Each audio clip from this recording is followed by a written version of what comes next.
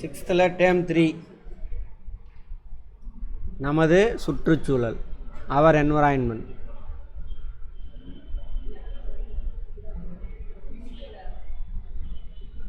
என்னது அப்படின்னா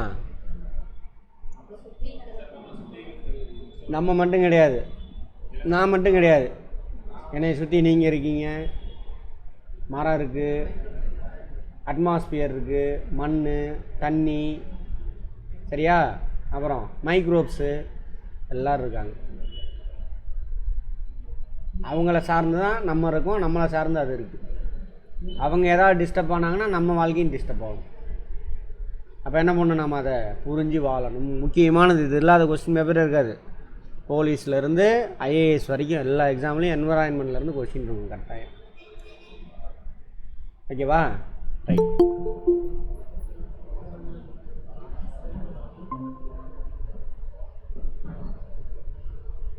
அது எல்லாத்தையும் புரிஞ்சுக்க போகிறோம்.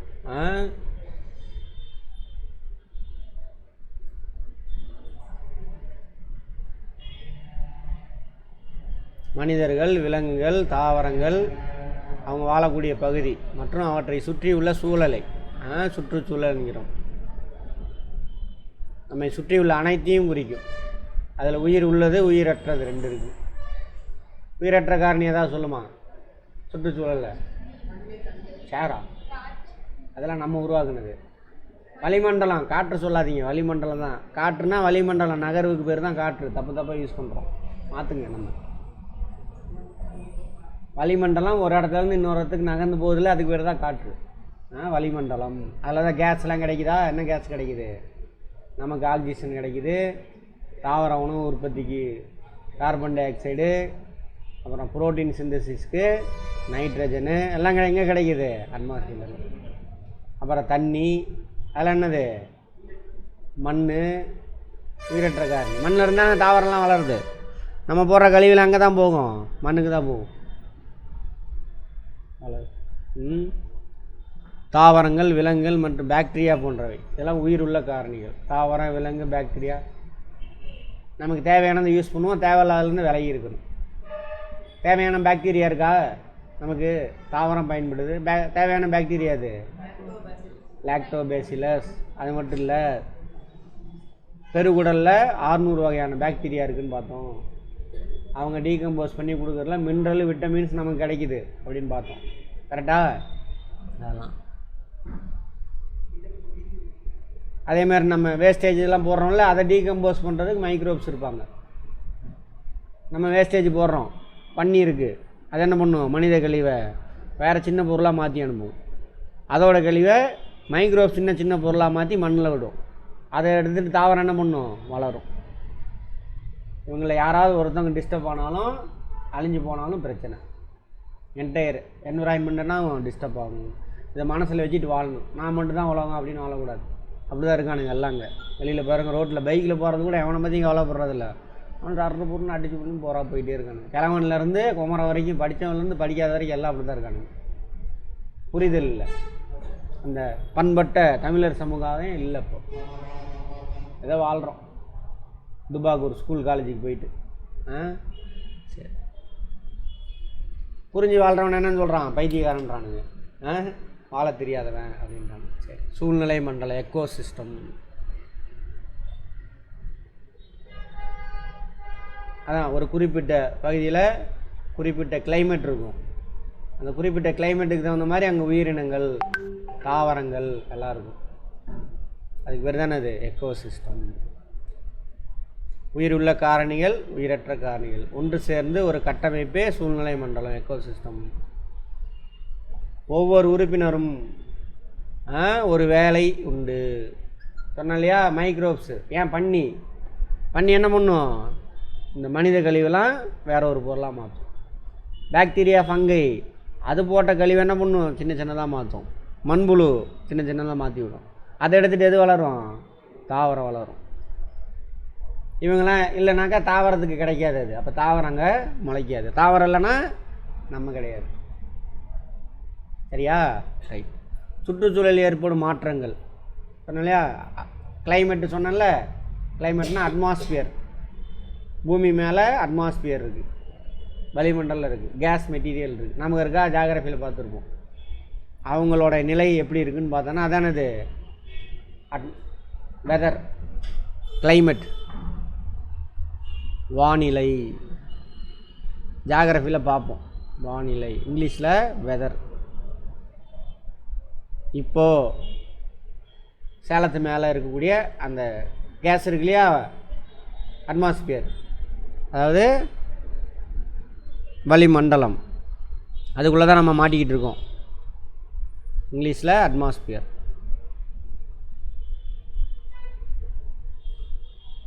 அதில் தான் நம்ம மாட்டிக்கிட்டு இருக்கோம். இப்போ சேலத்து மேலே இருக்கக்கூடிய அந்த கேஸ் இருக்கு இல்லையா, அதில் எவ்வளோ வெப்பம் இருக்குது. அதில் இப்போ சேலத்தில் 25 டிகிரி பதிவானதுன்னு சொல்கிறான்ல, எதில் உள்ள வெப்பம்? சேலத்து மேலே இருக்கக்கூடிய வளிமண்டலத்தில் எவ்வளோ வெப்பம்? வெப்பநிலை, வெப்பம்னு சொல்லக்கூடாது, வெப்பநிலை. வெப்பம் வேறு, வெப்பநிலை வேறு. ஃபிசிக்ஸ் முடித்தவங்களுக்கு தெரியும், முடிக்காதவங்க வெயிட் பண்ணுங்கள். சரி,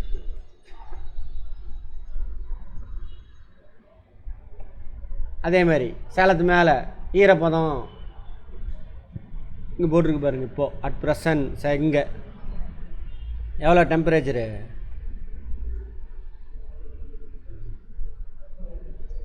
30 டிகிரி செல்சியஸ். ஈரப்பதம் போடுவான், ஹியூமிடிட்டின்னு சொல்லுவான், 75% அப்படின்னு போடுவான். அதெல்லாம் அதை பற்றின கான்செப்ட்லாம் இதில் தெரிஞ்சுக்கும், ஜாகிரஃபியில் தெரிஞ்சுக்கும், எல்லாமே இருக்கும். அதேமாதிரி க்ளவுடு இருக்கா இல்லையா, இந்த ஈரப்பதம் தான் என்ன ஆகும், கொஞ்சம் மேலே போனிச்சுன்னா க்ளவுடாக ஃபார்ம் ஆகும். அப்புறம் காற்றடிக்குதா இல்லையா, இந்த வளிமண்டலம் என்ன ஆகும், மூவ் ஆகும் ஒரு இடத்துலேருந்து இன்னொரு இடத்துக்கு. காற்று என்ன வேகத்தில் வீசுது, எந்த டைரெக்ஷனில் வீசுது எல்லாம் சொல்லுவாங்க. அதான் வெதர் ரிப்போர்ட். ஓகேவா? அட் ப்ரெசண்ட் பார்த்தோம்னா அதுக்கு பேர் என்னது, வெதர். வெதர் தானே போட்டிருக்கு.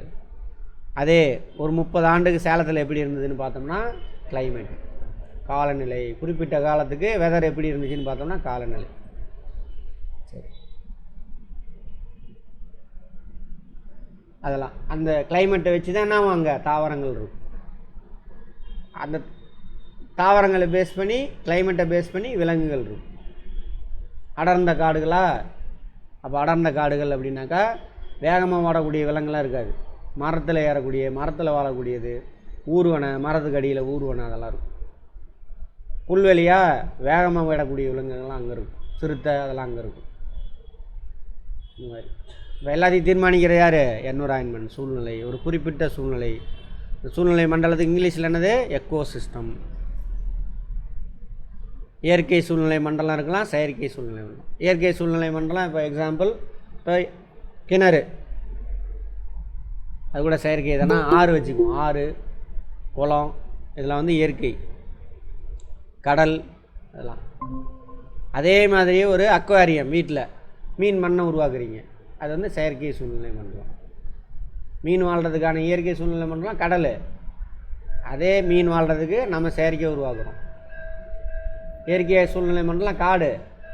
அதே செயற்கையாக நம்ம என்ன உருவாக்குறோம்? பார்க்கெலாம் உருவாக்குறோமா, பூங்காலாம், அது செயற்கை சூழ்நிலை மண்டலம். நிலவாழ் சூழ்நிலை மண்டலம், நீர்வாழ் சூழ்நிலை ரெண்டாக பிரிக்கிறாங்க. அதை நீர்நிலைகள்லாம் நீர்வாழ் சூழ்நிலை மண்டலம், கடல், ஏரி, குளம், கொட்டை, ஆறு, இதெல்லாம் இதில் வரும். நீர்வாழ் சூழ்நிலை மண்டலம் காடு, புல்வெளி, பாலைவனம், அதெல்லாம்.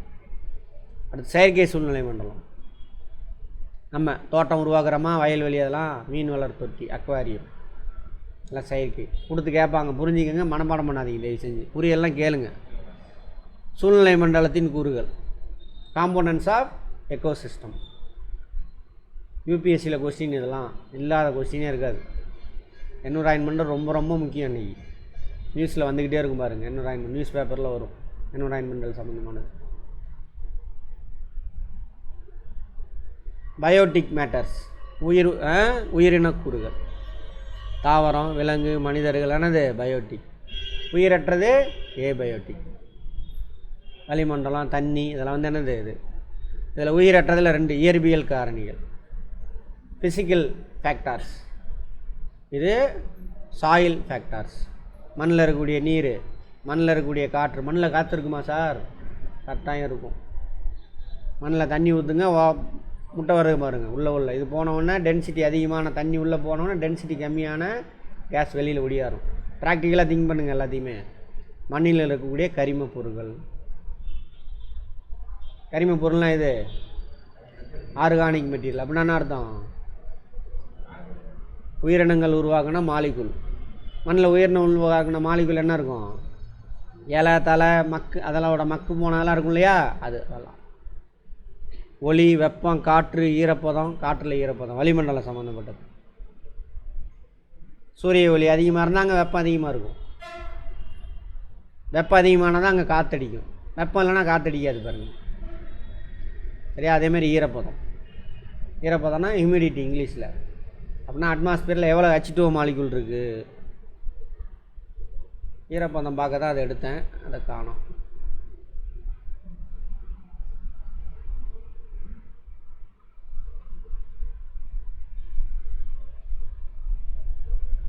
போட்டிருக்கு பாருங்கள் ஹியூமிடிட்டி.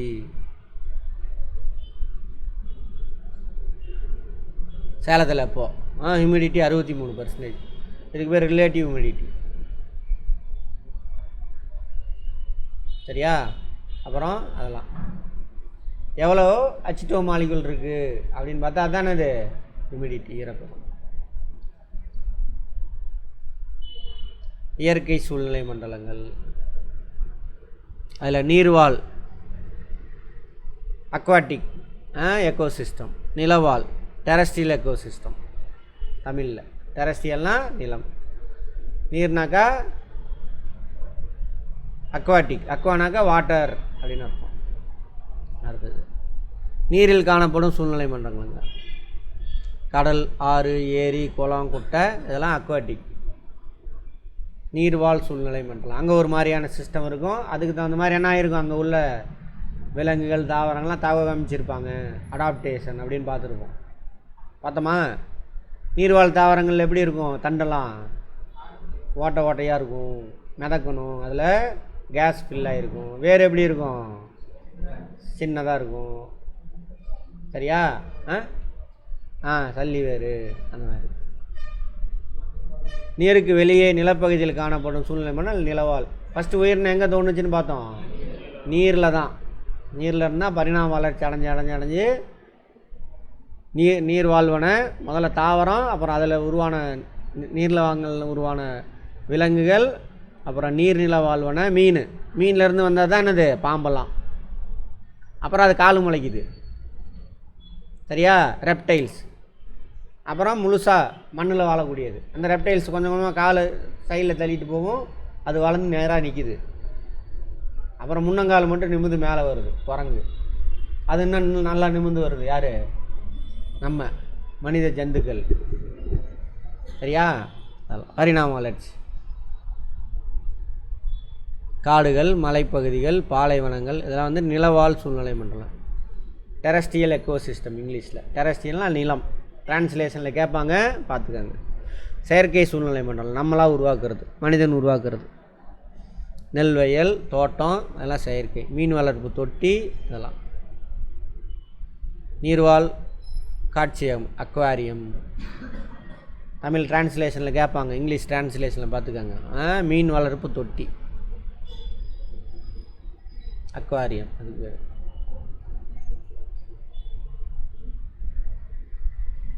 நிலவாழ் காட்சியகம் டெரேரியம். நிலவாழ் காட்சியகம் இந்த மாதிரி. ஜூலாம் இருக்குல்ல, ஜுவாலஜிக்கல் பார்க் மாதிரி உருவாக்குவாங்க.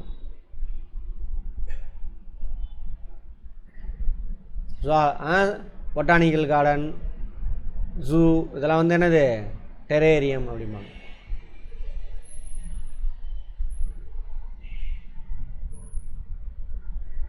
உணவு சங்கிலி, உணவு வலை, ஃபுட் செயின், ஃபுட் வெப்.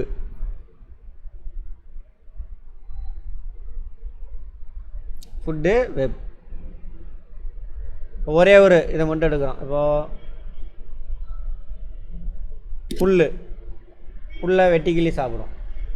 சரியா? வெட்டிக்கிளியை பறவை சாப்பிடும்.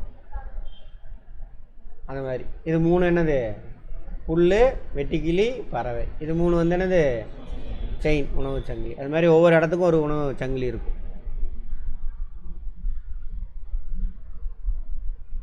இதில் உணவு தயாரிக்கிறவர் யார்? தாவரம், புல் உணவு தயாரிப்பவர். சரியா? தாவரம். தாவரம் வந்து யார்? உற்பத்தியாளர். எதை உற்பத்தி பண்ணுவார்? கார்போஹைட்ரேட். விலங்கு நுகர்வோர். இவர் உற்பத்தி பண்ணி வச்சுருக்கிறத பிடிங்கிட்டு வந்து இவர் சாப்பிட்ருவார். உற்பத்தியாளர்கள் தாவரங்கள்லாம். தற்சார்பு ஊட்டமுறை, ஆட்டோட்ரோப்ஸ் அப்படிம்பாங்க இங்கிலீஷில். தனக்கு தேவையான உணவை தானே உற்பத்தி பண்ணிடுவாங்க. உணவுனா இது கார்போஹைட்ரேட். கார்போஹைட்ரேட் எங்கே உற்பத்தி ஆகும்? தாவரம் தாங்க. தாவரத்தில் எங்கே? பசுங்கணிகத்தில். சரி, அடுத்தது எப்படி உற்பத்தி செய்கிறாங்க? ஒளிச்சேர்க்கையின் மூலிமா. அவ்வளோதான் இருக்கும், உள்ளே ஒன்றும் இருக்காது. அப்படியே பார்த்துட்டே வர வேண்டியதான். நுகர்வோர்கள் அவன் உற்பத்தி பண்ணி கார்போஹைட்ரேட் உற்பத்தி பண்ணி ஸ்டார்ச்சாவோ ஃபேட்டாவோ சேமித்து வச்சுருப்பாங்க. யார்? தாவரங்கள். அதை பிடிங்க யார் சாப்பிட்ருவா? விலங்குகள் சாப்பிடும். அவன் தான் யார்? நுகர்வோர்கள், கன்சியூமர். ஹெட்ரோட்ரோப்ஸ் அப்படிம்பாங்க. ஹெட்ரோட்ரோப்ஸ்.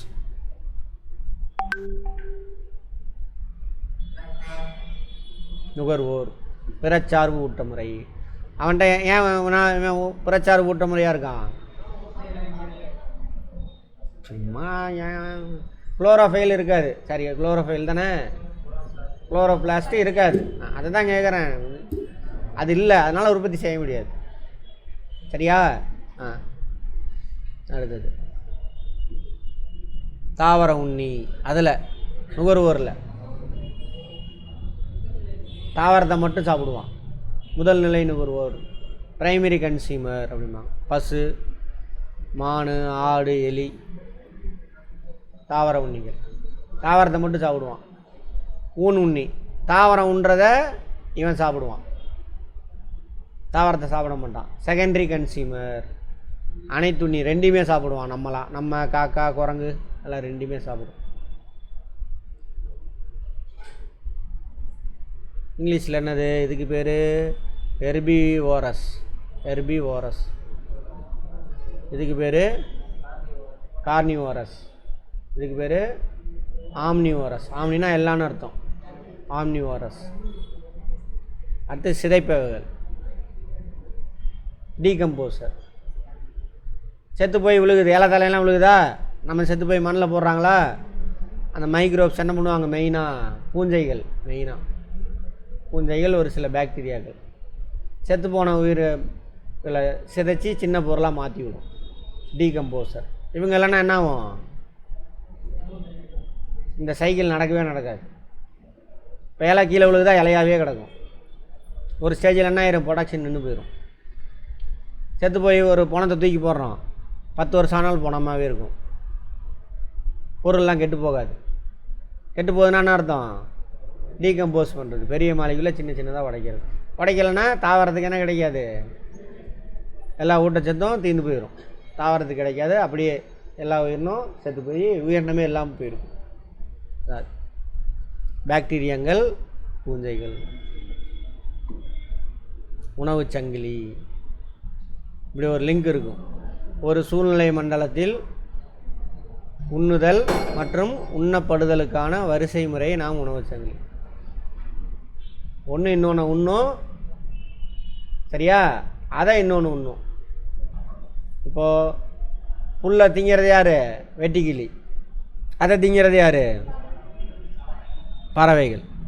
பறவை வேட்டையாடுறதுக்கு யாராவது இருப்பாங்க. நம்மளை யார் என்ன பண்ணுவோம்? பறவை வேட்டையாடிடுவோம். எல்லாத்துக்கும் மேலே நம்ம எல்லாத்தையும் நம்ம திங்காது எதுவுமே கிடையாது, எல்லாத்தையும் தின்றுவோம். பூஞ்சை வரைக்கும் திங்கிறோமா? பூஞ்சை, தாவரம், விலங்கு, பறவை எல்லாத்தையும் சாப்பிட்றோம் நம்ம. அனைத்துண்ணி. உற்பத்தியாளர். அங்கே பாருங்க, ரொம்ப முக்கியமானது. ஒரு உயிரினம் எவ்வாறு பிற உயிரினங்களை உண்பதன் மூலம் உணவையும் சத்துக்களையும் பெறுகின்றன என்பதை உணவு சங்கிலி விளக்குகிறது. சரியா? உற்பத்தியாளர் புற்கள். நுகர்வோர் மான், ஆடு, மாடு. அங்கே புல்வெளியில் இது. பூஞ்சை, பாக்டீரியா யார்? சிதைப்பவைகள், டீகம்போசர். இதில் யாராவது ஒருத்தவங்க டிஸ்டர்ப் ஆனாலும் முடிஞ்சு போச்சு. அந்த இடத்துல என்விரான்மெண்டல் டோட்டலாக இது அவுட்டு. நிலவாழ் சூழ்நிலை மண்டலத்தில் உணவு சங்கிலி, புல்வெளியில் தாவரங்கள், புல், சூரியன்லேருந்து இது உணவு உற்பத்தி செய்யுது, கார்போஹைட்ரேட்டை. அதை மானு சாப்பிடும், நிறையா சாப்பிடும். அது சாப்பிட்டு அதோட ஆக்டிவிட்டி இதயம் பம்ப் ஆகிறது, ஜீரணிக்கிறதுக்கு, ஓடுறதுக்கு, ஒரியாறதுக்கு, இதுக்கெல்லாம் நிறையா செலவு பண்ணிடுது. 100 யூனிட் சாப்பிடுது, இந்த செயலுக்கெல்லாம் 50 யூனிட்டு செலவு பண்ணிடுது. மிச்சம் 50 யூனிட் என்ன பண்ணும்? ஃபேட்டாக சேமித்து வைக்கும். அதை பிடிச்சி யார் சாப்பிட்ருவா? அடுத்தது புலி சாப்பிடும். இதுவும் அதே மாதிரி 50 யூனிட் கிடைக்கிது. அதுக்கு ஓடுறதுக்கு, ஓடியாகிறதுக்கு, இதுக்கெல்லாம் ஒரு 25 யூனிட் செலவு பண்ணி 25 யூனிட்டை பாதுகாத்து வச்சுக்கும். அதை நம்ம என்ன பண்ணுவோம்? வேட்டையாடி சாப்பிடுவோம். அதான் சைக்கிள். நம்மளை வேட்டையாடுறதுக்கு யார் இருக்கா? மைக்ரோப்ஸ் இருக்கா? அதுதான் என்ன சாப்பிட்றோம்? அதுக்கு எதிராக ஆன்டிபயாட்டிக் சாப்பிட்றோம், அந்த மைக்ரோப்ஸுக்கு எதிராக. வேறு வேக்சின் போட்டுக்கிறோம். அதனால தான் இப்போ இவ்வளோ பேர் இருக்குல்ல, 50 கோடி பேர் தான் இருக்கணும். நம்ம இன்றைக்கி பூமியில் 50 கோடி பேர் தான் வாழணும். கெப்பாசிட்டி அவ்வளோதான். கீழே அடித்தட்டு உயிரினர்கள் அது நிறையா இருக்கும். மேலே போக போக லேயர் வர வர வர வரனாவும் பிரமிட் ஷேப்பில் ஆயிரும், குறைஞ்சிட்டே வரும். அடுத்த உயிரினன்னாவும் குறைஞ்சிட்டே வரும். இதே அளவு இந்த உயிரினம் இருக்காது. இப்போ தாவரம் இவ்வளோ இருக்குன்னா மானுகீனு இவ்வளோ இருக்கும், அடுத்தது இது இவ்வளோ இருக்கும். நம்ம எவ்வளோ இருப்போம்? கொஞ்சமாக தான் இருப்போம். பிரமிட் ஷேப்பில் வரும். இங்கேருந்து என்ன கடத்தப்படுது சார்? ஊட்டச்சத்துக்கள். சரியா? அது ஒரு சைக்கிளே வரும், பார்ப்போம். அதேமாதிரி இங்கே நீர்வாழ் தாவரம், நீர்வாழ் பூச்சி. இந்த பூச்சி பார்த்துருக்கீங்களா? மிதக்கும். எதனால் மிதக்குது? பரப்பு இழுவிசை, நீரோட பரப்பு இழுவிசைனால இது மிதக்குது. இன்னும் டென்சிட்டி கம்மியாக இருக்கும். லார்வா, அப்புறம் மீன். அதை மீன் சாப்பிட்ரும். லார்வானா சின்ன ஒரு தவளை இருக்கு இல்லையா? தவளை ஃபஸ்ட்டு இந்த மாதிரி மீன் மாதிரி இருக்கும். சரியா? லார்வா அதை மீன் சாப்பிடும். மீனை யார் சாப்பிடுவா? நம்ம சாப்பிடுவோம். அதே ஆற்றல் ஓட்டமா? எனர்ஜி, ஆற்றல் ஓட்டம். இது வரைக்கும் பயாலஜி எல்லா கிளாஸும் அட்டன் பண்ணியிருந்தீங்கன்னா இது புரியும். நமக்கான ஆற்றல் எது? வெப்பம். ஓகேவா? வெப்பத்தை பிடிச்சி என்ன ஆற்றலாக மாற்றிடுவார்? வேதி ஆற்றலாக மாற்றிடுவார், கார்போஹைட்ரேட்டில் அடைச்சிடுவார். ஓகேவா? அதை யார் சாப்பிடுவார்? இவர் சாப்பிடுவார். இங்கே ஃபேட்டாக இருக்கும், அதுவும் வேதி ஆற்றல் தான். அதை பிடிச்சி இவர் சாப்பிடுவார். அதை பிடிச்சி யார் சொல்லுவா? இவர் அனைத்துண்ணி. இவங்க எல்லோரும் செத்து போகிறாங்க. யார் சிதைப்பா? பூஞ்சைகள், பாக்டீரியாவுக்கு. பூஞ்சைகள் பாக்டீரியா என்ன ஆகும்? அது செத்து போச்சுன்னா அதை யாரும் எடுத்துக்குவா? தாவரம் உறிஞ்சிக்கும், அதில் உள்ள மினரல்ஸ் எல்லாம். இப்படி தான் ஆற்றல் என்ன ஆகுது? ஃப்ளோ ஆகுது. இந்த தாவரத்துக்கு தேவையான ஆற்றல் எங்கேருந்து வருது? சூரியன்லேருந்து வருது. இப்படி நடுவில் இதெல்லாம் மண்ணில் புதஞ்சி போகுதுன்னு வச்சுக்கோங்க, இந்த உயிரினங்கள்லாம். அது நமக்கு என்னவா கிடைக்கும்? பெட்ரோலியமாக, நிலக்கரியாக கிடைக்கும். அதில் என்ன இருக்கும்? ஆற்றல் இருக்கும். அதை எரிச்சோம்னா என்ன கிடைக்கும்? ஹீட்டு கிடைக்கும். நேற்று ஒரு ஆக்சிடெண்ட் நடந்துச்சா? நேற்று காலையில் தானே பார்த்தோம். வாழ்க்கை ஒன்றுமே இல்லைன்னு ஏதோ ஒரு இதில் அறநூல் பார்த்தோம். அதை உணர்ந்து வேணா இருப்பான், சான்றோராக இருப்பான், நல்லவனாக இருப்பான் அப்படின்னு சொல்லிட்டு. நேற்று தானே ஆக்சிடெண்ட் நடந்துச்சு. எல்லாம் பாவம், எல்லாம் கோடீஸ்வரனுங்க. அதில் போனவங்களாம் நிறைய பேர் ஒன்றுமே இல்லை. ஒரு செகண்ட் தான். அது வெறும் 800 மீட்டரில் தான் இருந்து விழுந்துருக்கு. நிறைய பேர் பொழைச்சிருக்கலாம், ஆனால் எல்லாருமே செத்து போயிட்டான். ஏன்னு சொல்லுங்கள் பார்ப்போம். காயங்களாக தவிச்சிருக்கலாம். 800 மீட்டர் ஹைட்டில் இருந்தால், 800 மீட்டரில் 800 அடி தான் போய் கொஞ்சம் தூரத்தில் விழுந்துருச்சு. நிறைய பேர் பொழைச்சிருக்கலாம். ஏன் செத்தானுங்க எல்லோரும்? அதில் வச்சுருந்த ஃபியூயல், இங்கேருந்து லண்டன் போகிற வரைக்கும் ஃபியூயல் ரெப்பி வச்சுருக்கிறான், பெட்ரோலியம். லைட்டாக ஸ்பார்க்கு கிடச்சாவே எல்லாம் பற்றிட்டு அதில் தான் செத்து போனான் எல்லோரும். எல்லாம் இவ்வளோ பேர் செத்துருக்க மாட்டாங்க. பாதி பேர்த்துக்கு மேலே பொழைச்சிருப்பாங்க. கை கால் உடஞ்சி கிடஞ்சி வந்திருப்பாங்க. பெட்ரோல் தான். சரி, அது என்னது? இவங்களோட தான் விலங்குகள் மண்ணில் புதைஞ்ச விலங்குகளோட சேமித்து வச்சுருந்த ஃபேட்டு தான் அது பெட்ரோலியம். அதில் எனர்ஜி இப்போ எடுத்து யூஸ் பண்ணிக்கிட்டு இருக்கோம். சரி, அடுத்தது ஆற்றல் ஓட்டம். இந்த ஆற்றல் ஓட்டம், எனர்ஜி ஓடுதா, திரும்ப அங்கே போகும். கற்பனை பண்ணணும், உணவு சங்கிலியான சூரியனிலிருந்து கிடைக்கும் ஆற்றலில் இருந்து தொடங்குகிறது. நம்ம இயங்கிறதுக்கெலாம் யார் காரணம்? இந்திய அரசியல் மாதிரியே சூரியன் தான். இந்திய அரசியலே வச்சுக்கோங்க, அப்படியே எங்கே சுற்றினாலும் அங்கே தான் வருவானுங்க. சூரிய ஒளியினை பயன்படுத்தி தாவரங்கள் ஒளிச்சேர்க்கை செய்து உணவை தயாரிக்கிறது. ஆமாவா? தெரியணும். இதனால் சூரிய ஒளி உள்ள ஆற்றல் தாவர பாகங்கள் சேகரிக்கப்படுகிறது. என்ன ஆற்றலாக மாற்றப்படுது? ஒளி ஆற்றல் வேதி ஆற்றலாக மாற்றப்படுது. வெட்டுக்கிளி புல்லினை தின்னும் பொழுது ஆற்றலானது புள்ளியிலிருந்து வெட்டுக்கிளிக்கு கடத்தப்படுது. தாவரம் செலவு பண்ணது போக சேமித்து வச்சுக்கிறத வெட்டுக்கிளி எடுத்து சாப்பிடும். அந்த ஆற்றல் அது ஓடுறதுக்கு ஓடியாரத்துக்கு பயன்படுத்தும். மிச்சத்தை அது சேமித்து வைக்கும். அது உடம்புல சேமித்து வச்சுருக்கிறத யார் பிடிங்குவா? தவளை பிடுங்குது.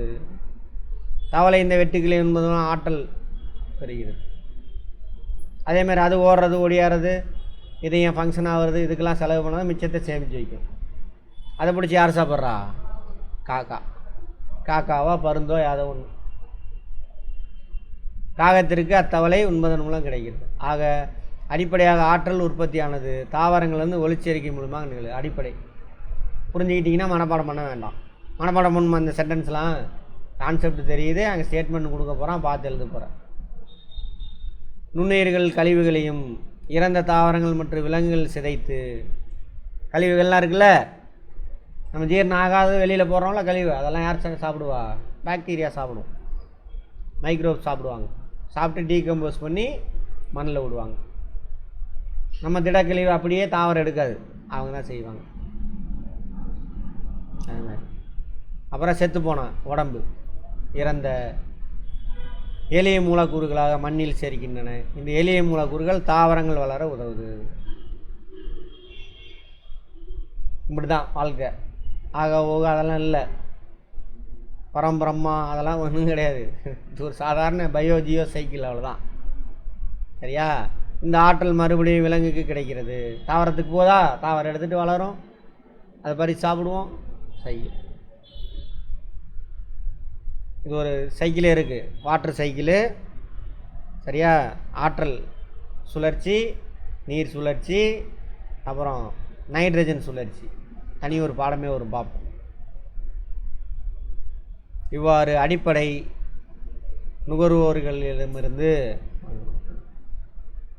உயர்மட்ட வேட்டையாடும் விலங்கு வரை ஆற்றல் ஒரு வட்டப்பாதையில் கடத்தப்பட்டு மீண்டும் மண்ணை அடைகிறது. அப்படி தாங்க வாழ்க்கை. வாழ்க்கை ஒரு வட்டம்டா, அதுதான் வட்டம். பெரிய ஆகா ஓகா ஒன்றுமே சிம்பிள் லைஃப், சிம்பிள் முடிஞ்சு.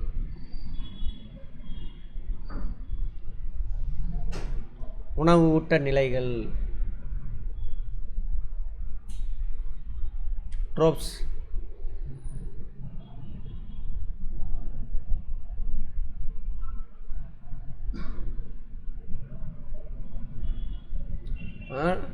ட்ரோபிக்ஸ் உணவூட்டம் லெவல்ஸ் முன்னாடியே பார்த்தாச்சு. முதல் நிலை நுகர்வோர், ஃபஸ்ட்டு கன்சியூமர், சரி உற்பத்தியாளர், ப்ரொடியூசரு, முதல் நிலை நுகர்வோர், இரண்டாம் நிலை நுகர்வோர். முதல் நிலை நுகர்வோரை சாப்பிட்றான், இரண்டாம் நிலை நுகர்வோர். அவனை சாப்பிட்றான், மூன்றாம் நிலை நுகர்வோர். பொதுவாக வேட்டையாடும் விலங்குகள். நுகர்வோரை விலங்குகள் யார்? இரண்டாம் நிலை நுகர்வோர். அந்த நுகர்வோரை உண்ணக்கூடிய இரண்டாம் நிலை நுகர்வோரை சாப்பிட்றவன் யார்? மூன்றாம் நிலை நுகர்வோர். சிங்கம், புலி அதெல்லாம் இருக்குல்ல, அது. அடுத்து நான்காம் நிலை நுகர்வோர். மூன்றாம் நிலை நுகர்வோரை வேட்டையானா அவன் யார்? நான்காம் நிலை. நம்மளும் அதில் தான் வருவோம். உணவு சங்கிலியின் படிநிலைகள். இப்போ ஒவ்வொரு லெவல் இருக்குல்ல, இது ஒவ்வொன்றும் ஒவ்வொரு லெவல், 1 2 3. அது பேர் தானே அது உணவூட்ட நிலைகள். ட்ராபிக் லெவல், ஸ்டேஜஸ், லெவல்ஸ் அல்லது ஸ்டேஜஸ்.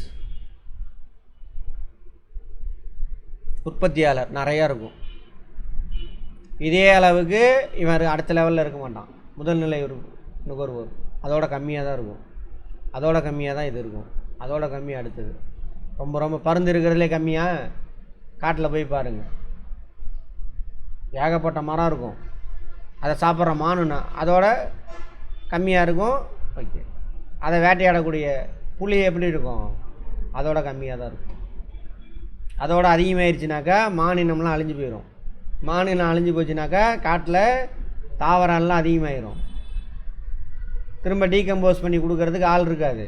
இப்போ தாவரம்லாம் என்ன ஒரு ஸ்டேஜில் அழிஞ்சு போயிடும். புரிஞ்சுதா? அல்லது இப்படியே வச்சுக்கோங்க, புலி எல்லாம் அழிஞ்சு போச்சு காட்டில். இப்போ மானை வேட்டையாடுறதுக்கு யாரும் இருக்க மாட்டாங்க, புலி இருக்காது. மானெல்லாம் அதிகமாகிடும். மான் எல்லா தாவரத்தை தின்னுட்டு என்ன ஆயிரும், தாவரம்லாம் அழிஞ்சு போயிடும்.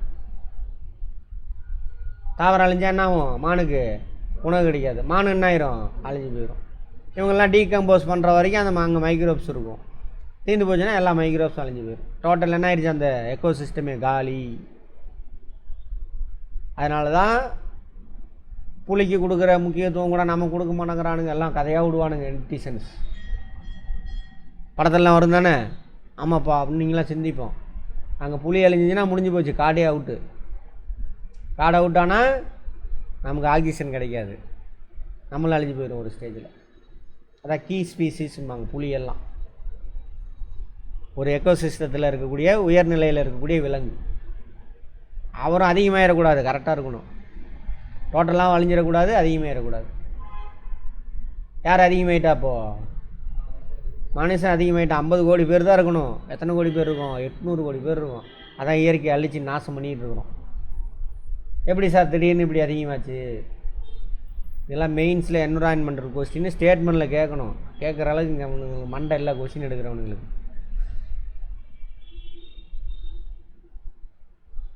எப்படி சார் இந்த அளவுக்கு பெருகுனானுங்க?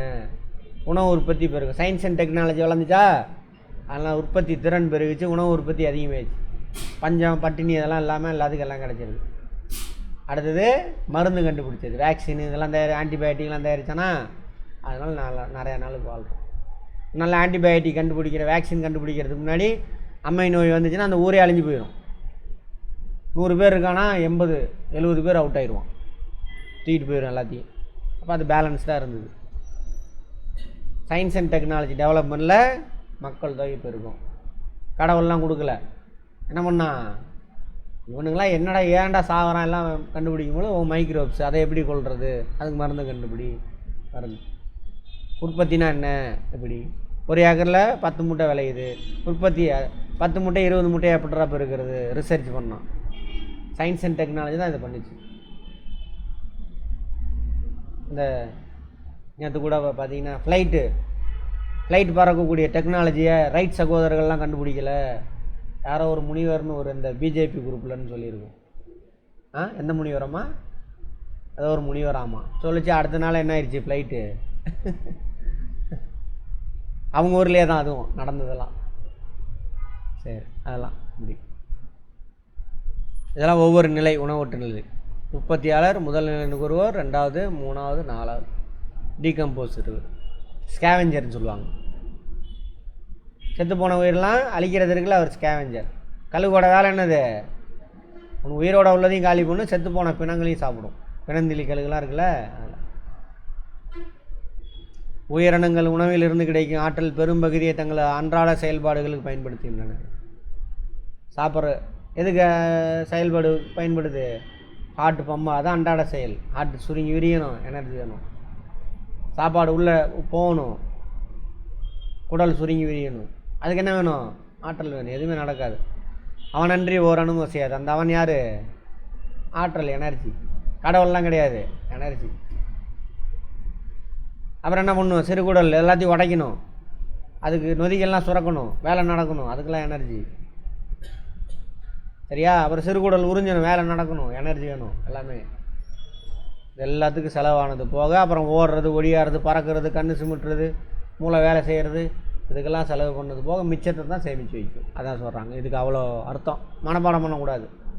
உயிரினங்கள் உணவிலிருந்து கிடைக்கும் ஆற்றலின் பெரும்பகுதியே தங்கள் அன்றாட செயல்பாடு. இப்போ நான் சொன்னாலும் அன்றாட செயல்பாடு நமக்கு அதே தான். நம்ம சாப்பிட்ற சாப்பாடு இதுக்கெல்லாம் தான்.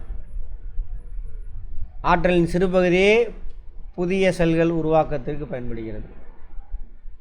எனர்ஜியில் புரோட்டீனை வச்சு புதிய செல்லை ஃபார்ம் பண்ணுறது, அதுக்கு எனர்ஜி வேணும்ல, ப்ராசஸ் தானே. ஒரு உயிரினம் மற்றொன்றிற்கு உணவாகும் பொழுது இந்த சிறுபகுதி ஆற்றலே மற்றொரு உயிரினத்திற்கு கிடைக்கிறது. சேமித்து வைக்கிற ஆற்றல் அந்த உயிரினத்துக்கு கிடைக்கும். நான் சாப்பிட்றது எல்லாமே அது கிடைக்காது. நான் சாப்பிட்டதில் என் உடம்புல சேமித்து வச்சுருக்கேன்ல அது மட்டும் கிடைக்கும். உணவூட்ட நிலையில் ஒவ்வொரு மட்டத்திலும் ஏற்படும் இந்த ஆற்றல் இழப்பை நாம் ஆற்றல் பிரமிடு, ஆற்றல் இழப்பு. இந்த நிலையில் தாவரம் என்ன பண்ணும்? அது உற்பத்தி பண்ணதை அதோட செயல்பாடுகளுக்கு தீர்ந்ததுக்கப்புறம் வேர்லேருந்து உறிஞ்சணும். ஒவ்வொரு செல்லும் உயிர் வாழணும், ஒவ்வொரு செல்லும் அந்த ப்ராசஸ் பண்ணணும். அதுக்கெல்லாம் பயன்படுத்துனது போக கொஞ்சோண்டு சேமித்து வைக்கும். அதை அடுத்த லெவலில் சாப்பிடுவாங்க. அவங்க செலவு பண்ணது போக கொஞ்சம் அங்கே சேமித்து வைக்கும். அப்போ அங்கே அது அவருக்கு மேலே எப்படி இருப்பார்? கம்மியான நம்பர்ஸாக இருக்க முடியும். அதான் சொல்கிறாங்க. அந்த அந்த இந்த இந்த சென்டென்ஸுக்கு அவ்வளோ ஆற்றல் அர்த்தம். எலி தானியங்களை உண்ணுகிறது. பாம்பிற்கு எலி உணவாகுகிறது. பாம்பு மயிலுக்கு உணவாகுது. மயில் இருக்கிற இடத்துல பாம்பு இருக்காது, போட்டு தள்ளிடும். மயில்கள் சிறுத்தைக்கோ புலிகளுக்கோ உணவாகிறது. புலிகளை வேட்டையாடி உண்ணும் இயற்கையான வேட்டையாடும் விலங்கு ஏதேனும் உள்ளதா? இருக்குது. யார்? நம்ம தான் நிறுத்திட்டானுங்க. ஏன்னா அழிஞ்சு போயிடுச்சு. 50 கோடி பேர் இருக்க வேண்டிய இடத்துல 800 கோடி பேர் இருந்தால் என்ன ஆகும்? 50 கோடி பேர் இருந்தோம்னா கரெக்டாக வேட்டையாடிட்டான். அந்த காட்டு பகுதியில் இருக்கிறோம், அதை வேட்டையாடி சாப்பிட்டு புலியோட அளவு மெயின்டைன் ஆகும். திடீர்னு இத்தனை மடங்கு பெருகுனா என்ன ஆகும்? புலியெல்லாம் அழிஞ்சு போச்சு. அதனால் வேட்டையாடக்கூடாதுன்னு தடை போட்டிருக்காங்க. ஓகேவா? ஒவ்வொரு உணவு சங்கிலும் பிற விலங்குகளால் வேட்டையாடப்பட்ட முடியாத உயர் வேட்டையாடும் விலங்குகள் இருக்கின்றன. அவங்கள வேட்டையாட முடியாத இன்னொருத்தவங்க இருக்காங்க. நீர் சூழ்நிலை மண்டலத்தில் முதலைகளையும் காடுகளில் புலிகளையும் வேட்டையாடி உண்ணும் இயற்கையான வேட்டையாடும் விலங்கு. நம்ம மனுஷன் இருக்கான், அவனை விட்டுட்டு சொல்கிறாங்க வேற இல்லை அப்படின்றாங்க. ஆனால் அதோட நம்பர்ஸ் எப்படி இருக்கும்? கம்மியாக இருக்கும். உணவு சங்கிலியின் முக்கியத்துவம், இம்பார்ட்டன்ஸ் ஆஃப் ஃபுட் செயின். ஒரு சூழ்நிலை மண்டலம் என்னது? புல்வெளியோ பசுமை மாறா காடோ இலையுதிர் காடோ, இதெல்லாம் ஒவ்வொரு சூழ்நிலை மண்டலம். அங்கே கிளைமேட் வேரி ஆகும். ஓகேவா? அதெல்லாம் ஒவ்வொரு சூழ்நிலை மண்டலம். அதான் சொல்கிறாங்க, ஒரு சூழ்நிலை மண்டலத்தில் உயிரினங்களுக்கிடையே உள்ள உணவு உண்ணும் உறவு முறையும் அந்த உயிரினங்கள் எவ்வாறு ஒன்றை ஒன்று சார்ந்துள்ளன என்பதையும் உணவு சங்கிலி விளைக்கிறது. நம்மவா யாரை சார்ந்து இருக்காங்க? காட்டில் தாவரத்தை யார் சார்ந்துருக்கா? மான், யானை, காட்டெருமை, இவங்கள சார்ந்து யார் இருக்கா? புலி. காடுனா புலி தான். அங்கே இதெல்லாம் கிடையாது. ஜாகுவார் இருக்கும். அதெல்லாம். சிங்கம் எங்கே இருக்கும்? புல்வெளியில் தான் இருக்கும் சிங்கம். சூழ்நிலை மண்டலத்தில் ஆற்றல் எவ்வாறு ஒரு உயிரினத்தில் மற்றொரு உயிரினத்துக்கு சுழற்சியாக கடத்தப்படுகிறது என்பதை நாம் புரிந்து கொள்ள முடியும். இதில் இந்த பிரமிடை வச்சு இது மிகவும் முக்கியமானது. சூழ்நிலை மண்டலத்தின் மாசுபாட்டினால் உணவு சங்கிலியில் உள்ள ஓர் உறுப்பினரிடமிருந்து நச்சு பொருள் அவற்றின் தன்மை மற்ற உயிரினங்களுக்கு தொடர்ச்சியாக எவ்வாறு கடத்தப்படுகிறது என்பதை அறிந்து கொள்ள உணவு சங்கிலி உதவுகிறது. இப்போ திடீர்னு என்ன ஆயிடுச்சு? காட்டில் ஒரு புலி செத்து போச்சு. குற்றமாட்டானுங்க போய் போஸ்ட்மார்ட்டம் பண்ணுவான். எப்படி செத்துச்சு? அதுக்கு பாய்சன் வந்திருக்கு. எங்கேருந்து பாய்சன் வந்துச்சு? அது சாப்பிட்ட இன்னொரு மாடு எங்கேருந்து வந்துச்சு? காட்டெருமை. அதுக்கு எங்கடா பாய்சன்? ஆய்வு செஞ்சு போகும். ஏதாவது பிளாஸ்டிக் தின்னுருக்கும். வேறு ஏதாவது கழிவு நம்ம அங்கே போகிறவரெலாம் போட்டு வந்துருப்பா, தின்னுட்டு அதுக்கு பாய்சன் வந்திருக்கும். அதான் சொல்கிறான், நச்சு பொருட்கள். அதெல்லாம் அப்படியும் கண்டுபிடிப்பாங்க. அதை கண்டுபிடிக்கிறதுக்கு என்ன வேணும்? உணவு சங்கிலி தெரியணும் நமக்கு. உணவு வலை. இப்போது ஒன்று இன்னொன்று சாப்பிடுது, அது இன்னொன்று சாப்பிடுது. இப்போ புலி மானை மட்டும்தான் வேட்டையாடுமா? யானையை வேட்டையாடும், குரங்கை வேட்டையாடும், காட்டெருமையை வேட்டையாடும், எல்லாத்தையுமே வேட்டையாடும். அது மாதிரி மான் புல்லை மட்டும் தான் திங்குமா? தலை எல்லாத்தையுமே திங்கும். அப்படி ஒரு உயிரினம் நிறையா உயிரினத்தை சாப்பிடும். அதெல்லாம் லிங்க் பண்ணோம்னா என்னது? அதுக்கு பேர் ஃபுட் வெப், உணவு வலை. சரியா? நிறையா லிங்க். நாங்கள் பாருங்கள். அதே மாதிரி இங்கே பாருங்கள், தாவரத்தை திங்கிறதுக்கு முயல் இருக்குது, வெள்ளாடு இருக்குது, சுண்டலி இருக்குது. முயலை புல்லநெறி சாப்பிடும், காட்டுப்பூனை சாப்பிடும், சிங்கம் சாப்பிடும். இதுக்கு பேர் வெப்பு. ஒன்றை மட்டும் சார்ந்து இருக்காது. ஒன்று இல்லைன்னா இன்னொன்று. சரியா? இதில் இவங்களாம் ப்ரொடியூசரு, இவங்க ப்ரைமரி கன்சியூமர், இவனுங்க யார்? Secondary consumer. இவன் டாப்பில் இருக்கிறான். எல்லாத்தையும் சாப்பிட்றாங்க சிங்கம். நம்ம அதுக்கு மேலே யார்? மனிதர்கள். கழிவுப் பொருள் மேலாண்மை மற்றும் மறுசுழற்சி. கழிவுப் பொருள் என்ன பண்ணுறோம், நம்ம முதல்ல மக்கக்கூட கழிவுப் பொருளாக யூஸ் பண்ணணும். மக்கக்கூட கழிவுப் பொருள்னால் என்னது, இயற்கையில் கிடைக்கிற பொருளை வச்சு பயன்படுத்துகிறோம். பேகு, பை, துணி பை இதெல்லாம். அதே பிளாஸ்டிக்லாம் என்னது, இயற்கையில் கிடைக்கிறது இல்லை. பிளாஸ்டிக் வந்துட்டு பெட்ரோலியம் இருக்கு இல்லையா, அதை எடுத்து பெட்ரோல் இதெல்லாம் லொட்டு லோசுக்கெலாம் பிரித்து எடுத்து கடைசி கசடு இருக்கும். அதை வச்சு என்ன பண்ணுறான், புதுசாக ஒரு மாலிகுல் தயாரிக்கிறான். அதான் பிளாஸ்டிக். மனுஷன் தயாரித்த மாலிகுல் அது பேர் என்னது, இன்ஆர்கானிக். தாவரம் தயாரித்தா ஆர்கானிக், மனுஷன் தயாரித்தா இன்ஆர்கானிக். தாவரம் தயாரிச்சு பை இருக்கா, பயன்படுத்தி தூக்கி போடுறீங்க, அது உயிரின உற்பத்தி பண்ணது பை, காட்டன். அதை டீகம்போஸ் பண்ணுறதுக்கு மைக்ரோப்ஸ்லாம் இருக்கும். அவங்க சாப்பிட்டு கம்போஸ் பண்ணி பெரிய கான்செப்டாக சிம்பிள். இப்போதான் சிம்பிள் தான், அதை பெருசாக காட்டிட்டானுங்க நமக்கு, மனப்பாடம் பண்ணி ஆர்கானிக் இன்ஆர்கானிக் என்னமோ பெரிய விஷயமாக காட்டிட்டானுங்க. உயிரினங்கள் அவங்களுடைய பயாலஜிக்கல் ஆக்டிவிட்டி மூலிமா உருவாக்கக்கூடிய மாலிகுல் ஆர்கானிக். அதே மனுஷன் தயாரித்தான் ஃபேக்ட்ரியிலன்னா என்ன அர்த்தம், இன்ஆர்கானிக். எடுத்துக்காட்டு பிளாஸ்டிக், அந்த மாலிகுலை நம்ம தயாரிக்கிறோம். இயற்கையை உருவாக்கின காட்டன் இருக்குல்ல, அது மண்ணில் போட்டி அது டீகம்போஸ் பண்ணுறது, அங்கே மைக்ரோப்ஸ் இருக்கும், டீகம்போஸ் பண்ணி சிம்பிள், வேலை முடிஞ்சு போச்சு. நம்ம தயாரித்தோல இந்த மாலிகுல் பிளாஸ்டிக்கு, அதை டீகம்போஸ் பண்ணுறதுக்கு என்ன கிடையாது, எந்த நுண்ணுயிரியும் இருக்காது. அப்போ அது மண்ணிலே மக்காமல் கிடக்கும். மக்காமல் கிடந்தா என்ன ஆகும், தண்ணி உள்ளே ஊடுருவி போகாது, பிரச்சனை. நிலத்தடி நீர் போய் சேராது. அப்புறம் அது சின்ன சின்ன மாலிகுலாக உடஞ்சி தண்ணியில் கலந்து இதுக்கெலாம் போயிடுது, நீர்நிலைக்கெலாம் போயிடுது. அதை மீன்லாம் சாப்பிடுது, அதோட டிஷ்யூவில் போய் அது ஒட்டிக்குது. அதை எடுத்து நம்ம சாப்பிட்றோம். நம்ம உடம்புக்குள்ளே போய் ரத்தத்தில் போய் மூளையில் போய் அட்டாக் ஆகி அங்கே போய் நின்றுக்கும். அப்போ மூளை காய்ச்சல் என்னென்னு தெரியாமல் செத்து போகிறோம். இப்போ அந்த மாதிரி கழிவுலாம் குறைக்கணும், கேர்ஃபுல்லாக என்ன பண்ணணும், டீகம்போஸ். இப்போ கூட முந்தானத்து ஜப்பானில் ஒரு இது பிளாஸ்டிக் கண்டுபிடிச்சிருக்கான் ஆர்டிஃபிஷியலாக. அது நீ தண்ணியில் போட்டாலும் அது கரைஞ்சிரும், டீகம்போஸ் ஆகிரும். அந்த மாதிரி பிளாஸ்டிக், சரியா.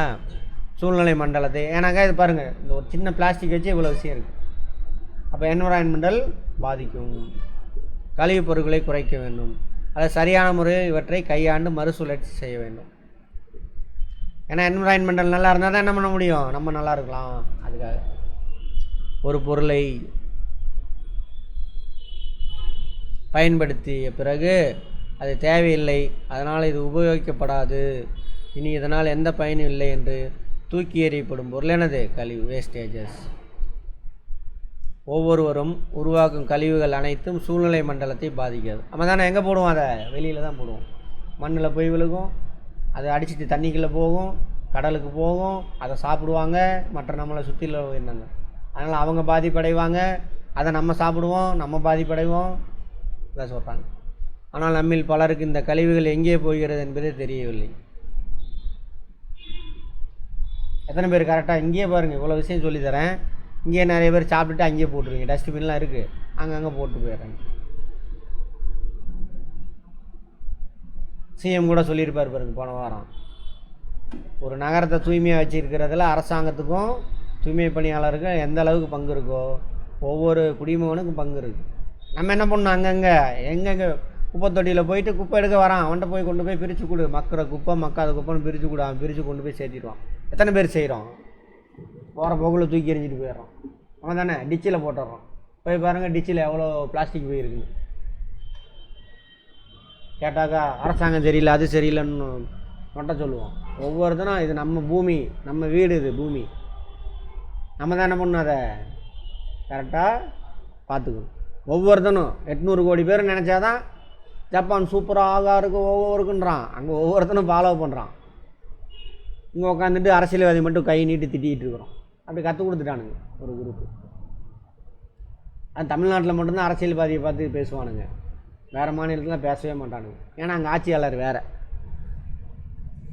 சங்கி மங்கி குரூப் ஆட்சி செய்வான். அதனால் அங்கே தமிழ்நாட்டில் மட்டும்தான் சூத்திரனுங்க ஆட்சி செய்கிறானுங்க. அதனால் உங்களுக்கு அப்படி பழக்கி விட்டானுங்க. சூத்திரனா யார், பிராமணன் அல்லாதவனுங்க. சரியா? பிராமணம் இருந்தால் ஆக ஓகம்பானுங்க அங்கே. சரி, கழிவுகளிலே பல வகையான கழிவுகள், திடக்கழிவு, குப்பைத்தொட்டியில் போடுறதெல்லாம், திரவ கழிவு, சாக்கடை கழிவுலாம், வாயு கழிவு. தொழிற்சாலை மட்டும் கிடையாது, நம்ம வீட்டில் இருந்து என்ன பண்ணுறோம், அடுப்பு எரித்து வெளியிடுறோம்லாம் புகை, அதுவுமே வாயு கழிவு தான்.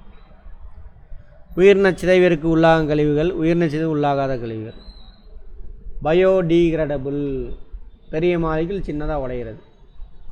தூக்கி போடுற குப்பை உயிரினம், அதை உடச்சி பேப்பரை தூக்கி போடுற என்ன 4-5 நாளில், 1 வாரம் 10 நாளில் சின்ன சின்ன, அது பயோடீகிரேடபிள், உயிரின சிதைவு. நம்ம உருவாக்கின மாலிகுல் எது, பிளாஸ்டிக்கு, தூக்கி போடுங்க மக்காது, நான் பயோடீகிரேடபிள். அதெல்லாம் டேஞ்சர், என்விரான்மெண்ட்டுக்கு ரொம்ப ரொம்ப டேஞ்சர், அதை நம்ம பயன்படுத்தவே கூடாது. மக்கும் கழிவு அதுக்கு பேர் டீகிரேடபிள். இது மக்காத கழிவுகள், எது பிளாஸ்டிக்லாம் நான் டீகிரேடபிள். அப்படின்னா என்ன அர்த்தம், பெரிய மாளிகையில் சின்ன மாளிகைலாம் யாரும் உடைக்கிறதுக்கு அங்கே ஆள் இல்லை அப்படின்னு அர்த்தம். சிம்பிள், வெரி சிம்பிள், அவ்வளோதான்.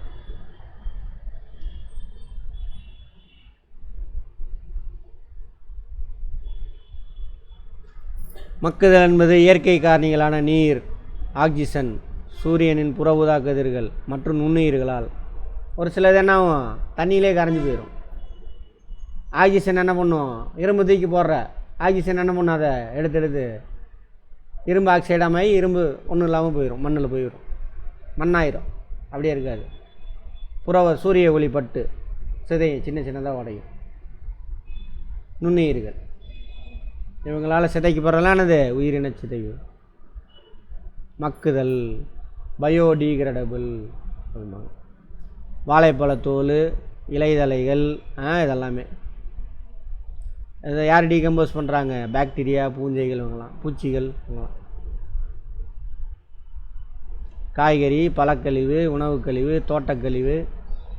தோட்டக்கழிவுல அது புல், இலை, களை, சிறு கிளை, இதெல்லாமே உயிரின கழிவிற்கு உட்படும். இயற்கை காரணிகளான ஆக்சிஜன், நீர், ஈரப்பதம், வெப்பம் ஆகியவை மக்குதலுக்கு உதவி செய்கிறது. இதெல்லாம் தண்ணி இதெல்லாம் நிறையா இருந்ததுனாக்கா அந்த ஈஸியாக மக்கும்.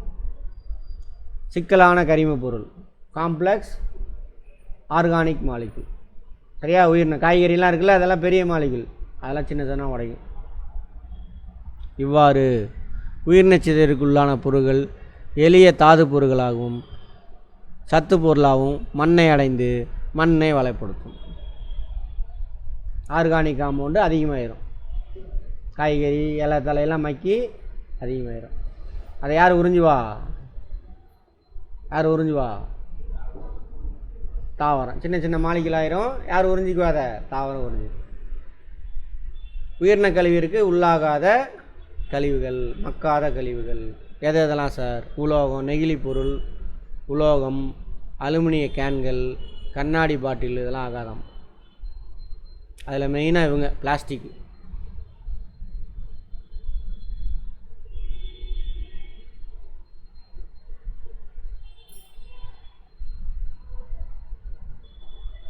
விலங்குகளின் எலும்புகள் உயிரின சிதைவுறுபவையா? ஆமாம், இயற்கை உயிரினம் உருவாக்குறது தானே, சிதைஞ்சிடும் அழகா.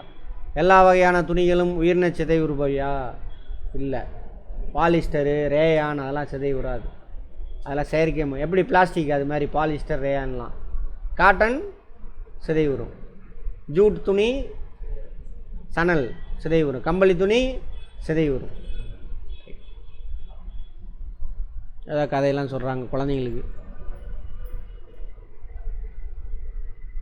திடக்கழிவு மேலாண்மை எவ்வளோ இருக்குன்னா, 6வது படிக்கிற பையனுக்கு பாருங்க எவ்வளோ கொண்டு வந்து வச்சுருக்காங்க. எடுத்தோன்னே அவனுக்கு இவ்வளோ சொன்னால் புரியுமா 6வது படிக்கிறவனுக்கு? சரி, பிரேக் எடுத்துக்கோங்க.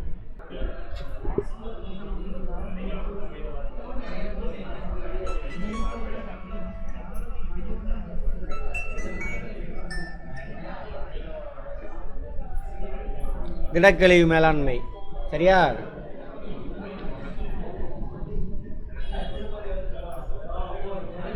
த்ரீ ஆர்னு சொல்லுவாங்க திடக்கழிவு மேலாண்மையில். 3R. 3Rனா ரெடியூஸ், தேவையில்லாமல் என்ன பண்ணக்கூடாது, தவிர்த்தல். தேவையில்லாமல் முக்கியமானதுக்கு மட்டும் பிளாஸ்டிக் பயன்படுத்தணும், தேவையில்லாததுக்கெலாம் என்ன பண்ணக்கூடாது, பயன்படுத்தணும். யார்? சல்மான். தேவையில்லாமல் பயன்படுத்தக்கூடாது. அடுத்தது ரீயூஸ். அப்படியே பயன்படுத்தலாம், என்ன பண்ணணும், திரும்ப அதை பயன்படுத்தணும், ரீசைக்கிள் பண்ணணும். அதாவது 3R திடக்கழிவு மேலாண்மையில் முக்கியமான கான்செப்ட். அவ்வளோதான், அது வேறு ஒன்றும் தேவையில்லை, விட்டுருங்க.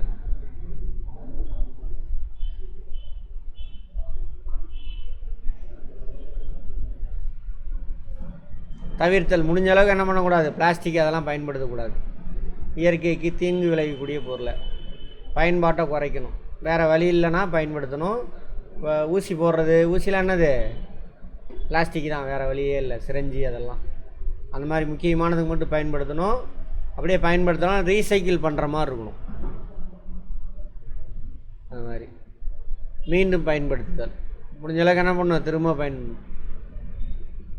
மறுசுழற்சி. பயன்படுத்தி முடிச்சாச்சு, அதை ரீசைக்கிளுக்கு அனுப்பணும். இப்போ பேப்பர்லாம் இருக்குல்ல, ரீசைக்கிளுக்கு அனுப்புங்க. இப்போ நம்ம நோட்டு புத்தகம்லாம் பியூராக இருக்கும், அதை பயன்படுத்தி கொடுத்தீங்கன்னா அது திரும்ப இதாகி நியூஸ் பேப்பர் வருதில்ல, அதுக்கு ரீசைக்கிள் பண்ணி யூஸ் பண்ணுவாங்க. அந்த மாதிரி உரமாக பயன்படுத்துதல். மக்கக்கூடிய குப்பைகள்லாம் வச்சு என்ன பண்ணலாம், வீட்லேயே நீங்கள் மக்க வச்சு வீட்டு மாடி தோட்டம் அதுக்கெல்லாம் யூஸ் பண்ணலாம். மக்க வச்சு அதில் என்ன பண்ணணும், மண்புழுவெல்லாம் போட்டிங்கன்னா அது டீகம்போஸ் பண்ணிடும், பெரிய பெரிய மாலிகுல்லாம். அந்த மாதிரி எரித்து சாம்பலாக்கல். ரொம்ப இன்ஃபெக்ஷன் ஆகக்கூடியது அந்த மாதிரி இதெல்லாம் என்ன பண்ண முடியும், எரித்து இந்த மாதிரி சாம்பலாக்கி பயன்படுத்தலாம். சாம்பலை கொண்டு போய் எங்கே கொட்டலாம், அப்புறம் குழியை தோண்டி அதில் போட்டு புதைக்கிறது.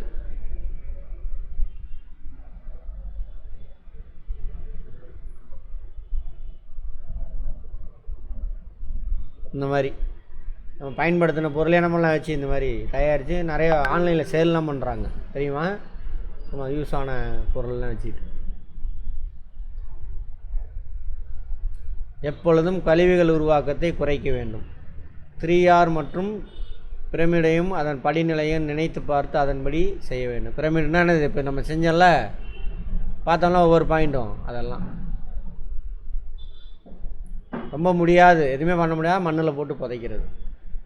தவிர்த்தல், பயன்பாட்டை குறைத்த. 2வது மீண்டும் பயன்படுத்துதல், மறுசுழற்சி, உரமாக மாற்றுதல், எரித்து சாம்பலாக்கி உரமாக மாற்றுதல். அது முடியாதப்போ மண்ணில் போட்டு ரொப்பிடணும். சரியா, இது குறைவாக விரும்பத்தக்கது. அதனால தான் பிரமிடில் இப்படி இருக்குது.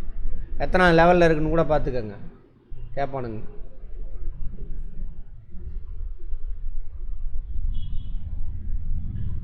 கழிவுகளை வீட்டில் என்ன பண்ணணும், பிரித்து கொடுக்கணும். மக்கிற குப்பை தனியாகவும் மக்காத குப்பை தனியாக கொடுத்தீங்கன்னா அவனுக்கு ஈஸி எடுத்துகிட்டு போகிறது. அங்கே போய் ஈஸியாக பிரிச்சுடுவான். திடக்கழிவு வேளாண்மையினுடைய விதிகள் 2016 படி உருவாக்கியிருக்காங்க தமிழ்நாட்டில். உயிரின சிதைவிற்கு உள்ளாகும் கழிவுகள், உயிரின சிதைவுக்கு உள்ளாகாத கழிவுகள் மற்றும் வீட்டு உபயோக ஆபத்தான கழிவுகள் என 3 பிரிவுகளாக பிரித்து வரும்.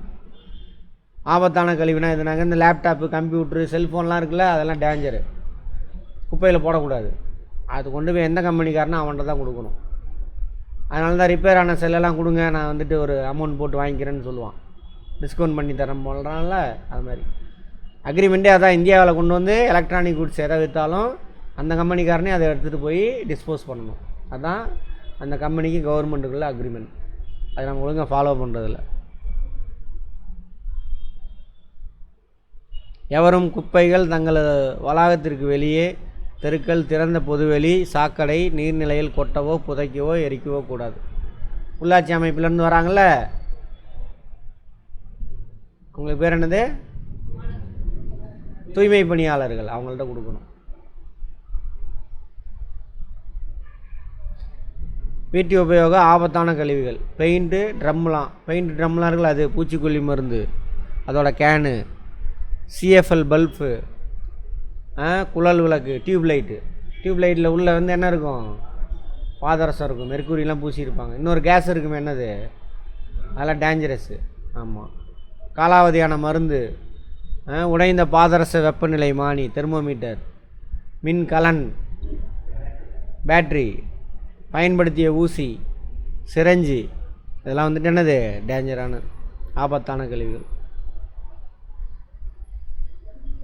இந்தியாவில் ஒவ்வொருவரும் உருவாக்கும் கழிவுகளின் சராசரி அளவு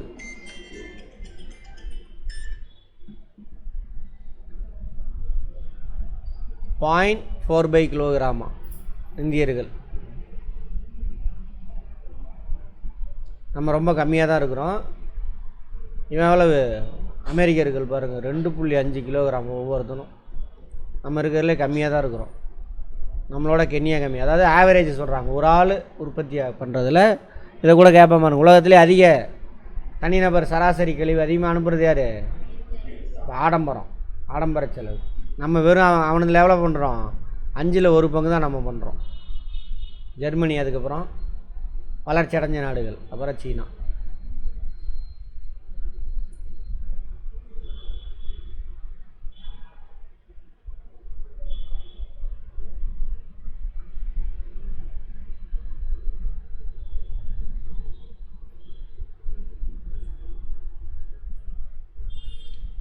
அது குப்பை நம்ம கொட்டினோம்னா அது ஃபுல்லாக ரொம்பிடுன்றான். ஒவ்வொரு நாளும் 532 மில்லியன் கிலோ திடக்கழிவு இந்தியாவில் உற்பத்தி ஆகுதாம்.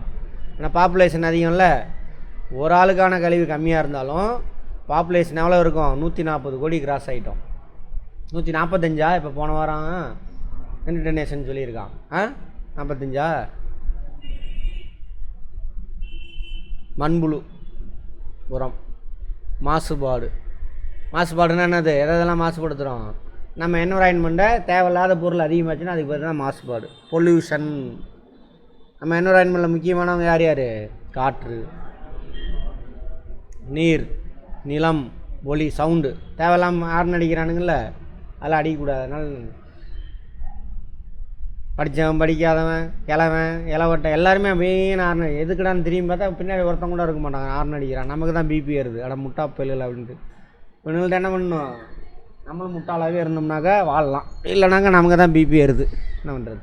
கேட்டால் சிங்கப்பூர்லலாம் எங்கேருந்து சொல்லுவான். சிங்கப்பூரில் ஹார்ன் அடித்தா ஃபைனுங்க அப்படின்னு. அங்கேருந்து தான் வரான் இவனும். இவன் என்ன பண்ணுறான்? அங்கே வந்து வேணாம் ஹார்ன் அடிக்கிறான்.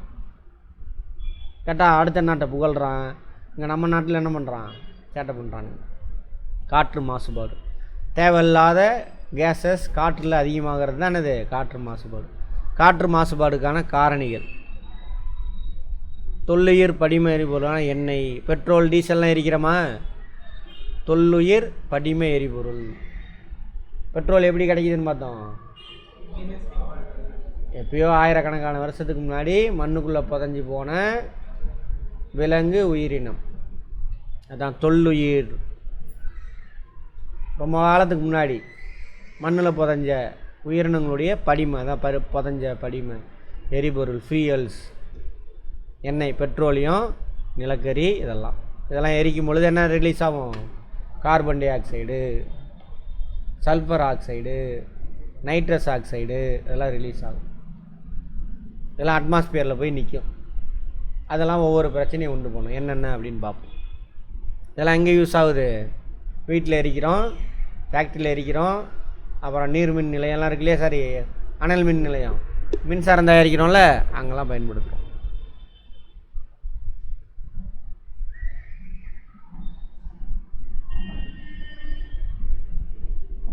நெகிழி எரிக்கும் பொழுது ஒரு வாசனையெல்லாம் வரும் பாருங்க, அது பெயிண்ட்டு. அதெல்லாம் அமிலமலை. இப்படி தேவையில்லாத மெட்டீரியல்ஸ். மெயினாக அமிலமலைக்கு காரணமான வாயு எது? Nitrous oxide, sulphur oxide அமிலமலைக்கா?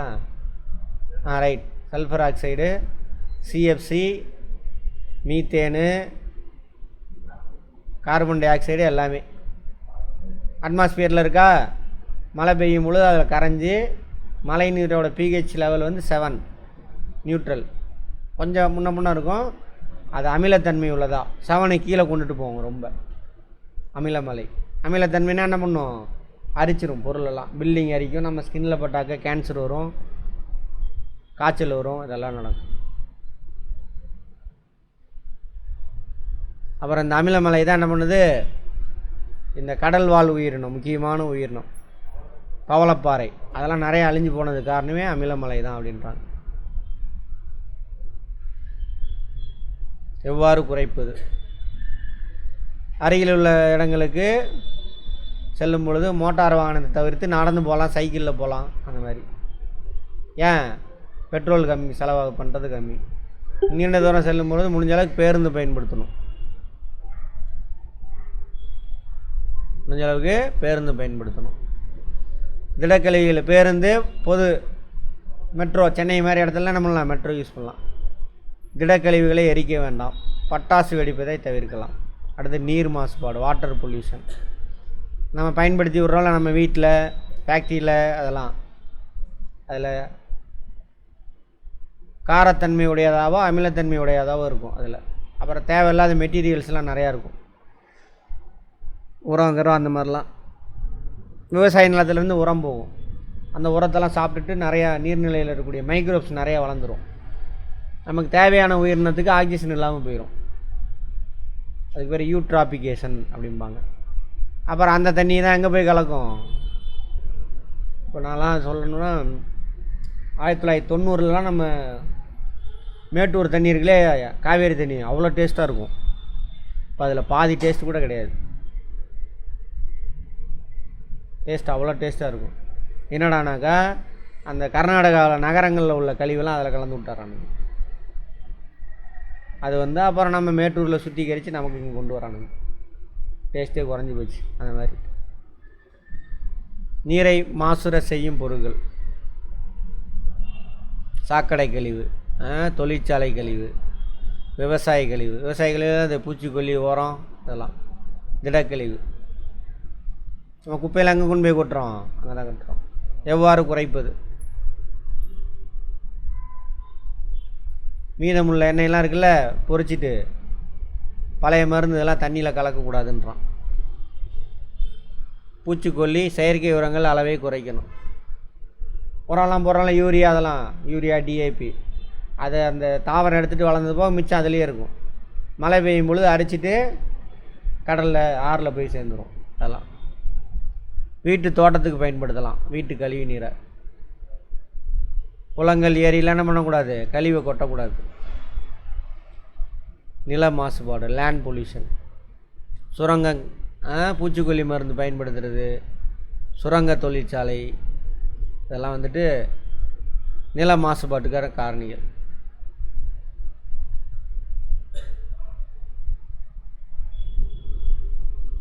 எவ்வாறு தீர்வு காண்பது? கழிவுகள் உருவாக்கத்தை குறைத்து கழிவுப் பொருட்களை மறுசுழற்சி செய்யும். நம்ம போகிற குப்பையில் எங்கே போகும்? நிலத்துக்கு தான் போகும். குப்பை கொட்டிகள் தான் குப்பையிலே தொட்ட வேண்டும். குப்பை தொட்டிகளில் கழிவுகளை எரிக்கக்கூடாது. அதிக சாம்பல் உருவாகுமா. அடுத்து ஒலி மாசுபாடு, தேவையில்லாத சத்தம். ஒலியினுடைய அலகு என்ன? டெசிபல். எஸ்ஐ அலகு டெசிபல். இப்போ இவ்வளோ வண்டி, வாகனம், ஃபேக்ட்ரி, ஃப்ளைட்டு, சுரங்க தொழில், இதெல்லாம் என்ன ஆகுது? தேவையில்லாத சத்தம் உருவாகும். நீங்கள் அந்த சத்தத்தை கவனிக்க மாட்டீங்க, ஆனால் அந்த சத்தம் எல்லாமே போய் காதில் விழுந்துக்கிட்டே இருக்கும். அதனால என்ன ஆகுனா மன அழுத்தம் உருவாகும். மன அழுத்தம் உருவானுச்சுனாக்கா 3 தேவிகள் வந்துடுவாங்க. யார் யார்? மன அழுத்தம், பிபி வந்துடும். பிபி வந்தால் சுகர் வரும். சுகர் வந்தால் கொலஸ்ட்ரால் வந்துடும். எல்லாம் அது 3 பேர் வந்தால் போதும், அவர் சீக்கிரமாக டிக்கெட் வாங்கிடுவார். சரியா? அதான் தரேன்.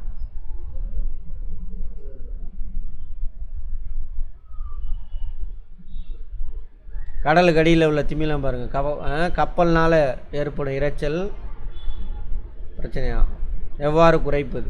மின்கருவிகள் பயன்படாத நிலையில் அணைத்து விட வேண்டும். மின்கருவினால் இரைச்சல் வருதா? இப்போ இந்த 3 ஃபேனை ஆஃப் பண்ணிடுங்களே, அமைதியாக இருக்கும்.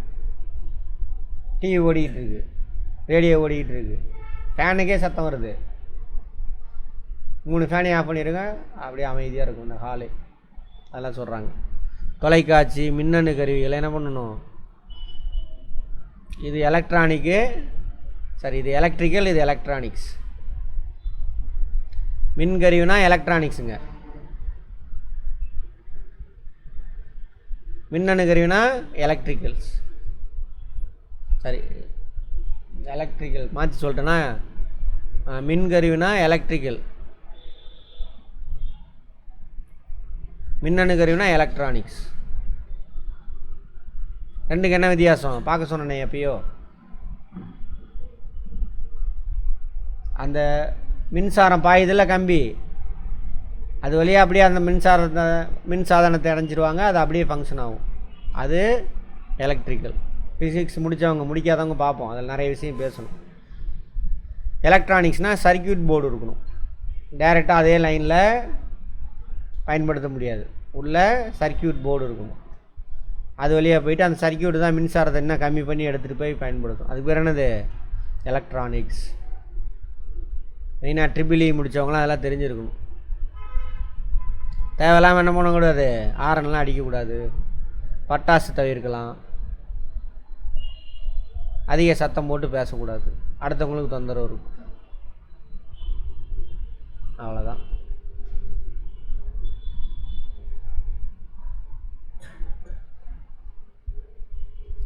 நன்னீர் சூழ்நிலை மண்டலம் எது என கண்டுபிடி.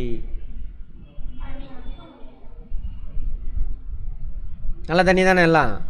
நல்ல தண்ணின்னு ஒன்று உப்பு தண்ணி. உற்பத்தியாளர்கள் எனப்படுபவை. உயிர் நச்சுதற்கு உள்ளாகும் கழிவு.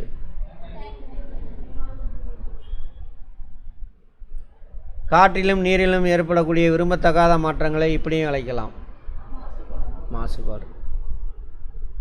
களைக்கொல்லிகளின் பயன்பாடு டேஸ் மாசுபாட்டை உருவாக்கும்.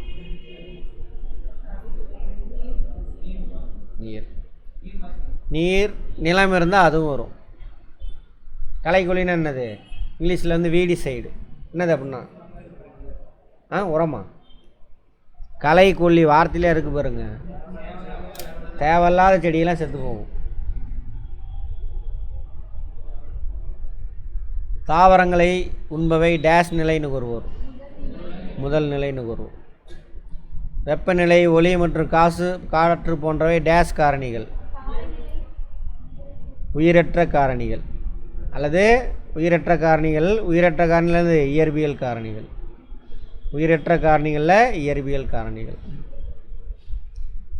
டேஷ் என்ற நிகழ்வின் மூலம் கழிவுப் பொருட்களிலிருந்து புதிய பொருட்களை உருவாக்கலாம். மறுசுழற்சி, ரீசைக்கிள். நீர் மாசுபாடு மனிதனுக்கு டேஷ் நோயை உண்டாக்கும். வயிறு பிரச்சனையை உண்டாக்கும். 3R. குறைத்தல், ரெடியூஸு. அப்புறம் என்னது? மறு பயன்பாடு, ரீயூஸ். மறுசுழற்சி, ரீசைக்கிள். சரியா தவறா? கடல் சூழ்நிலை மண்டலத்திற்கு பசிபிக் பெருங்கடல் ஒரு எடுத்துக்காட்டு. பாக்டீரியாக்கள், பூஞ்சைகள் ஆகியன சிதைப்புகள் என அழைக்கப்படுகிறது. டீகம்போசர். மனித கழிவுகள் விலங்கின கழிவுகளும் உயிரின சிதைவிற்கு உட்படாத கழிவுகளுக்கு எடுத்துக்காட்டு. தவறு. அதெல்லாம் கட்டாயம் தான். அளவுக்கு அதிகமான களைக்கொல்லிகளை பயன்படுத்தினால் ஒளி மாசுபாடு ஏற்படும். என்ன மாசுபாடு ஏற்படும்? நிலம், நீர். பள்ளியின் திடக்கழிவு மேலாண்மை விதிகளின்படி கழிவுகளை நாம் 2 வகைகளாக பிரிக்க வேண்டும். கரெக்டா? ஆமாம். 3ஆவா? பள்ளியின் திடக்கழிவுன்னு போட்டாங்க. பள்ளியில் 2 தான் வரும். மக்கக்கூடியது, மக்காது 2 தான் வரும். வீடில் 3. ஆமாம், ஆபத்தான கழிவு. பொறுத்துக. உயிரின கூறுகள். சாக்கடை கழிவு, செயற்கை உரங்கள், பாலைவனம், நிலவாழ் சூழ்நிலை மண்டலம். பாலைவனம் அது ஒரு எக்கோசிஸ்டம். அங்கே தண்ணியோ அல்லது வெப்பமோ கம்மியாக இருக்கும். அப்போ தாவரங்கள் எப்படி இருக்கும்? கம்மியாக இருக்கும். விலங்குகளும் அப்போ எப்படி இருக்கும்? கம்மியாக இருக்கும். அது அதோட எக்கோசிஸ்டம். புகை,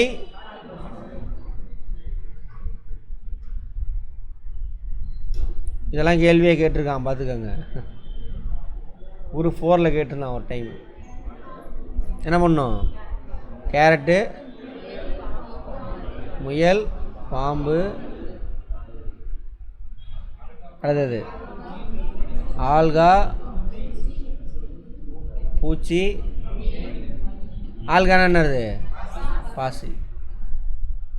அதை சின்ன உயிரினம் பூச்சி சாப்பிடும்.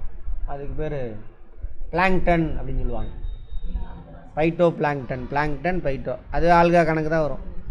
அதை பூச்சி சாப்பிடும். பூச்சி யார் சாப்பிடுவா? மீன்.